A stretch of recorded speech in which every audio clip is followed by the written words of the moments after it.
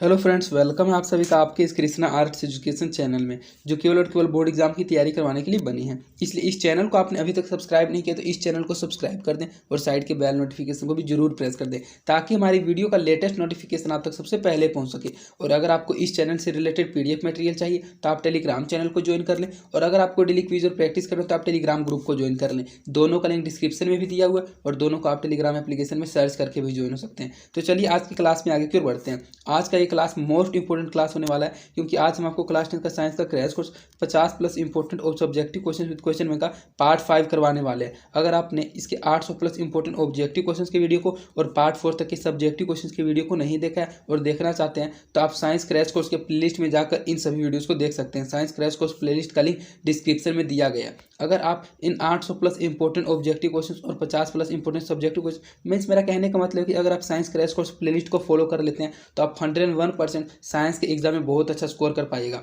आज हमारा पार्ट 5 है, आज आपका 50 यह सब्जेक्टिव क्वेश्चन भी कंप्लीट हो जाएगा। और आप 100% श्योर रहिए कि अगर आप इन 50+ इंपॉर्टेंट सब्जेक्टिव क्वेश्चंस को पढ़ लेते हैं तो आपका जो 15 लघु उत्तरीय क्वेश्चन बनाने का आता है, आपसे उनमें से कोई भी क्वेश्चन नहीं छूटेगा। इसका PDF टेलीग्राम चैनल पर डाल दिया जाएगा। आप इसके PDF को टेलीग्राम चैनल से पढ़िएगा। इन 5 वीडियो को 2 से 3 बार रिपीट कर लीजिएगा, आपको सभी के सभी क्वेश्चन याद हो जाएंगे और 100% एग्जाम में कुछ ना कुछ जरूर लिख के आइएगा और आपका साइंस के एग्जाम में बहुत अच्छा मार्क्स आएगा। तो चलिए इस देर ना करते हुए पार्ट 5 में आगे की ओर बढ़ते हैं। तो इसमें हमारा पहला क्वेश्चन है कि लिंक क्रोमोसोम किसे कहते हैं। तो आपको ज़्यादा कुछ नहीं करना है, आंसर भले ही आपको लॉन्ग लग रहे होंगे देखने में, लेकिन इन आंसर को आपको देख के डरना नहीं है, आपको सिर्फ अच्छे से समझना है। आप सिर्फ इस वीडियो में लास्ट तक बने हुए रहिएगा, कंसंट्रेट होकर मेरी बातों को अच्छे से सुनते हुए रहेगा और सिर्फ समझते हुए रहेगा। हम आपको क्लास में सभी के सभी क्वेश्चन याद करवा देंगे, समझा देंगे, तो आप 100% समझने के बाद एग्जाम में कुछ ना कुछ तो जरूर लिख के आइएगा। तो चलिए क्वेश्चन से शुरुआत करते हैं कि हमारा पहला क्वेश्चन है कि लिंक क्रोमोसोम किसे कहते हैं। तो मनुष्य में कुल 23 जोड़े क्रोमोसोम होते हैं। इनमें 22 जोड़े क्रोमोसोम एक ही प्रकार के होते हैं जिसे ऑटोसोम्स कहते हैं, और जो 23वां जोड़ा होता है वह भिन्न आकार का होता है जिसे link chromosome means sex chromosomes कहते हैं। यही 2 प्रकार के होते हैं, पहला X और सेकंड YY। तो यह 2 प्रकार का होता है, पहला X क्रोमोसोम और X और Y, और सेकंड होता है Y। तो यह जो X और Y होता है पुरुषों में होता है, और केवल यह जो XX है यह महिलाओं में होता है। यह जो YY है यह XY पुरुषों में होता है। तो सबसे पहले समझना है कि लिंक क्रोमोसोम किसे कहते हैं। तो आपको यह बात अच्छे से याद रखना, ऑब्जेक्टिव क्वेश्चन में पूछा जाता है कि मनुष्य में कितने जोड़े क्रोमोसोम होते हैं, तो 23 जोड़े क्रोमोसोम होते हैं। तो मनुष्यों में 23 जोड़े क्रोमोसोम होते हैं। इनमें 22 जोड़े क्रोमोसोम एक ही प्रकार के होते हैं जिसे ऑटोसोम मीन्स ऑटोसोम्स कहते हैं।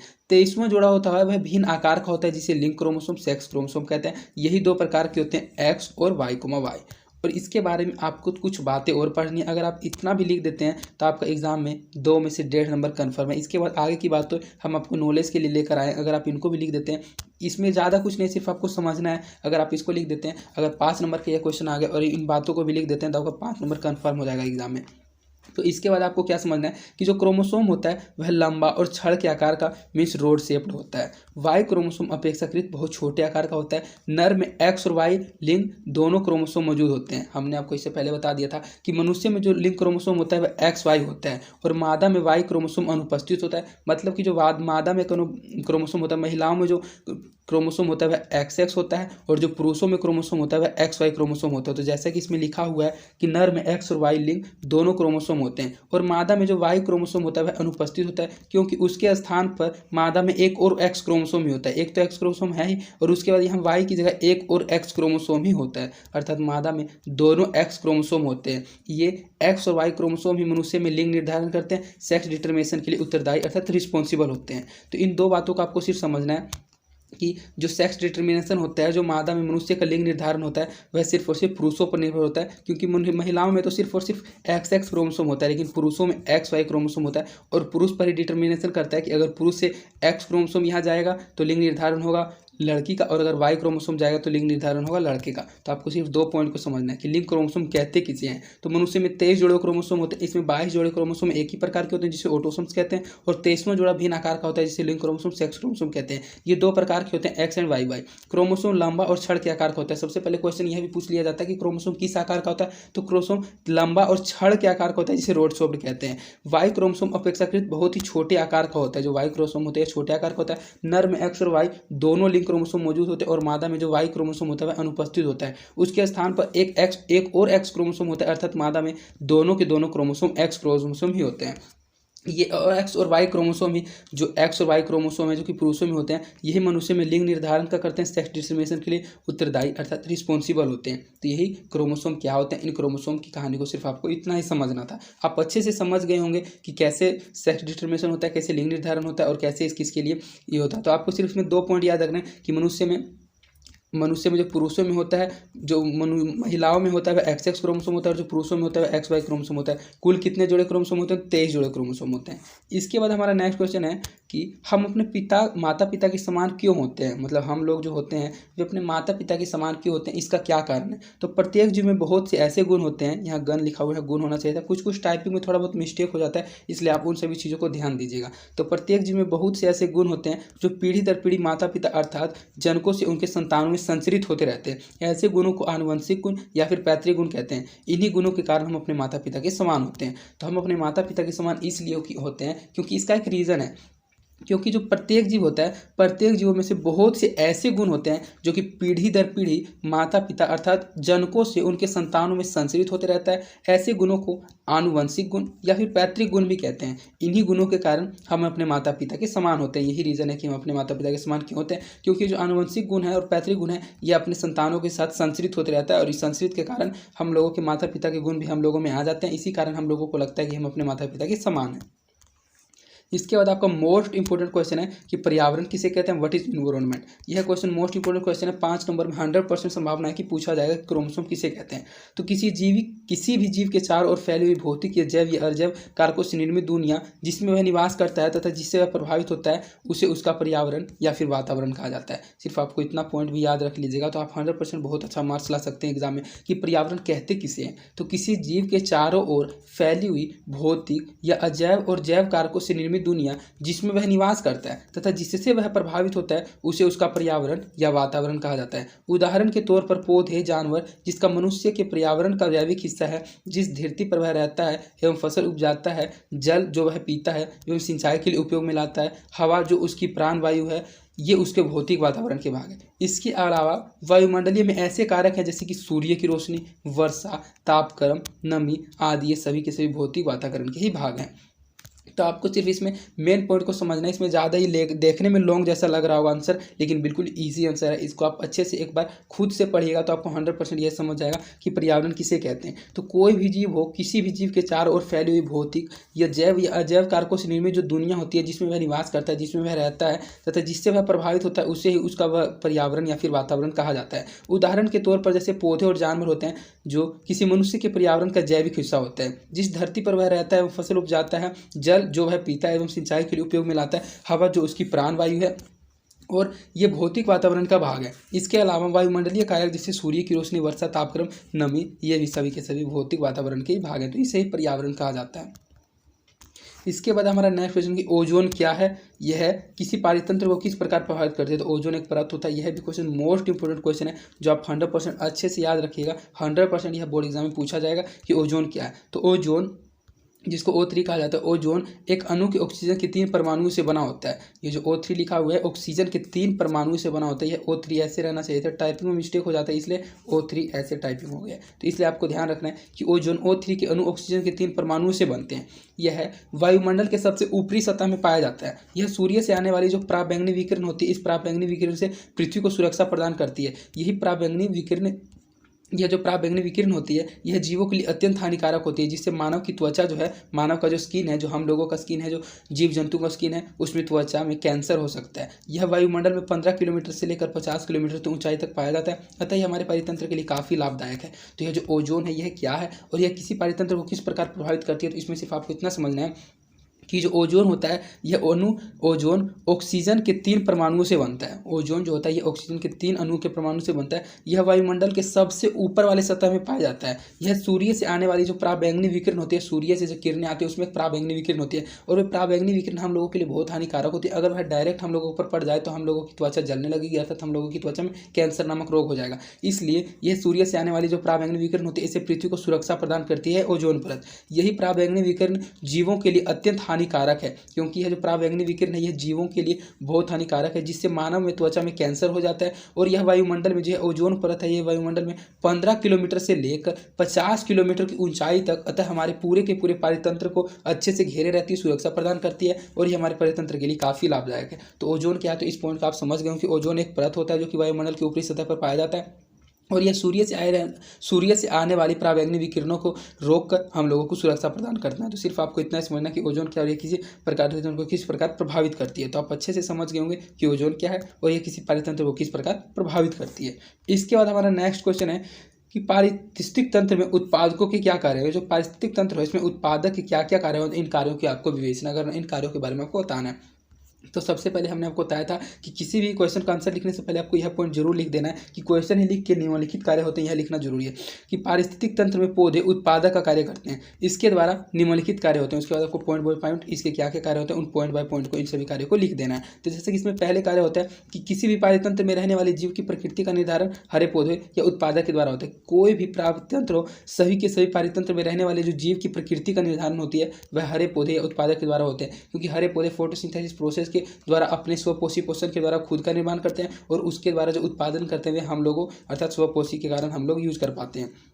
इसका जो नेक्स्ट पॉइंट है कि वायुमंडल में ऑक्सीजन एवं कार्बन डाइऑक्साइड के बीच का संतुलन हरे पौधों के द्वारा ही होता है, क्योंकि वायुमंडल में जो ऑक्सीजन हम लोगों को मिलता है ये हरे पौधों के द्वारा मिलता है और हम लोग जो कार्बन डाइऑक्साइड रिलीज करते हैं उस कार्बन डाइऑक्साइड को जो पौधे होते हैं वे खींचते हैं। तो इससे जो संतुलन बना रहता है वह ऑक्सीजन एवं कार्बन डाइऑक्साइड का संतुलन हरे पौधों के द्वारा ही होता है। केवल हरे पौधे ही पारितंत्र के मूल ऊर्जा स्रोत और ऊर्जा का परिग्रहण कर सकते हैं। जो हरे पौधे होते हैं वही सिर्फ और सिर्फ पारितंत्र के मूल ऊर्जा स्रोत और ऊर्जा का परिग्रहण कर सकते हैं। इसके अलावा किसी प्रकार का कोई भी जीव जंतु इस मूल ऊर्जा स्रोत का परिग्रहण नहीं कर सकता है।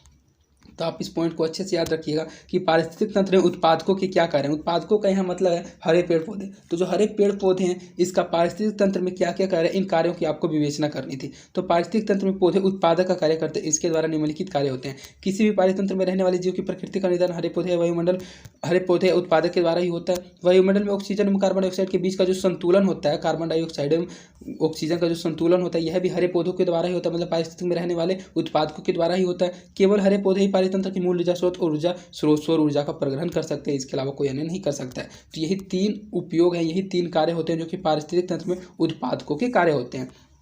तो जैसा कि आपने पढ़ा कि उत्पादकों के पारिस्थितिक तंत्र में क्या क्या कार्य होते हैं, लेकिन आपको यह भी जानना बहुत जरूरी है कि उत्पादक होता क्या है, उत्पादक से आप क्या समझते हैं। तो वैसे जीव जो अपना भोजन स्वयं बनाने की क्षमता रखते हैं उत्पादक कहलाते हैं। वैसा कोई भी जीव हो तो वैसा सिर्फ एक ही जीव होता है, हरे पौधे, वही सिर्फ और सिर्फ अपना स्वयं भोजन बनाने की क्षमता रखते हैं, वे उत्पादक कहलाते हैं। ऐसे जीव सूर्य के प्रकाश ऊर्जा को विकिरण ऊर्जा में ग्रहण कर क्लोरोफिल की उपस्थिति में रासायनिक स्थिति ऊर्जा में परिवर्तित कर देते हैं, जो कार्बनिक यौगिक के रूप में हरे पौधों के उत्तकों में संचित रहता है, जैसे कि हरे पौधे। ये मिट्टी से प्रमुख तत्वों को अवशोषित करने में समर्थ हैं तथा साथ ही वायुमंडल में ऑक्सीजन और कार्बन डाइऑक्साइड के बीच संतुलन भी बनाए रखते हैं। तो जो इससे पहले वाला क्वेश्चन था और जो यह क्वेश्चन है, दोनों क्वेश्चन सेम एक दूसरे से मिलता जुलता क्वेश्चन है। अगर आप दोनों में से किसी एक क्वेश्चन का आंसर भी अच्छे से याद कर लेते हैं तो आप 100% इसका एग्जाम में अच्छे परसेंट से अच्छे से आंसर लिख के आइएगा। तो क्वेश्चन यह है कि उत्पादक से आप क्या समझते हैं। तो वैसे जीव जो अपना उत्पादक से आपको सिर्फ इतना समझना है उत्पादन करने वाला। तो उत्पादन कौन करना है, पेड़ पौधे उत्पादन करते हैं। तो वैसे जीव जो अपना भोजन स्वयं बनाने की क्षमता रखते हैं उत्पादक कहलाते हैं। ऐसे जीव जो सूर्य के प्रकाश की ऊर्जा को विकिरण ऊर्जा में ग्रहण कर क्लोरोफिल की उपस्थिति में रासायनिक स्थिति ऊर्जा में परिवर्तित कर देते हैं, जो कार्बनिक यौगिक के रूप में हरे पौधों को उत्तकों में संचित रहता है, जैसे कि हरे पौधे। ये मिट्टी के प्रमुख तत्वों को अवशोषित करने में समर्थ तथा साथ ही वायुमंडल में ऑक्सीजन और कार्बन डाइऑक्साइड के बीच संतुलन बनाने का रखने का काम करता है, यही उत्पादक होते हैं। तो उत्पादक क्या होता है क्या नहीं होता, इस पॉइंट को आप अच्छे से समझ गए होंगे। इसके बाद हमारा नेक्स्ट क्वेश्चन है जो कि मोस्ट इंपोर्टेंट क्वेश्चन है, 100% पूछे जाने की संभावना है, क्योंकि हमारा आपदा प्रबंधन से क्वेश्चन है। तो यह जो बाघ संरक्षण है, यह योजना क्या है और इसे कब लागू किया गया था। बाघ संरक्षण योजना क्या है, इसे कब लागू किया गया था। तो जंगल के लगातार कटने के कारण जो बाघ की संख्या थी वह घटती जा रही थी। इसे बचाने के लिए बाघ संरक्षण योजना तैयार किया गया था, जिसके अंतर्गत 28 टाइगर रिजर्व भारत में खोला गया था। यह भारत सरकार के साथ WWF means world wild life fund का भी है। इसे भारत में 1995 ईस्वी में लागू किया गया था। तो सबसे पहले इसमें 2 पॉइंट को आपको समझना कि बाघ संरक्षण योजना है क्या और इसे लागू कब किया गया था। तो बाघ संरक्षण योजना में सिर्फ सिंपल लैंग्वेज में अगर हमको समझाएं कि जब लगातार जंगलों को काटा जा रहा था, तो जंगल में बाघ रहते हैं, तो जो बाघ रहने वाले थे जंगल में और बार बार जंगल को काटा जा रहा था, तो बाघों की संख्या घटती जा रही थी और उनकी संख्या को बचाने के लिए बाघ संरक्षण योजना को तैयार किया गया था और इसे लागू किया गया था 1995 ईस्वी में। तो जैसा कि इसमें लिखा गया कि जंगल के लगातार कटने के कारण ही बाघ की संख्या घटती जा रही है, इसे बचाने के लिए बाघ संरक्षण संरक्षण योजना तैयार किया गया, जिसके अंतर्गत 28 टाइगर रिजर्व भारत में खोला गया। यह योजना भारत सरकार के साथ WWF means world wild life fund का भी है। इसे भारत में कब लागू किया गया था? तो इसे भारत में 1995 ईस्वी में लागू किया गया था।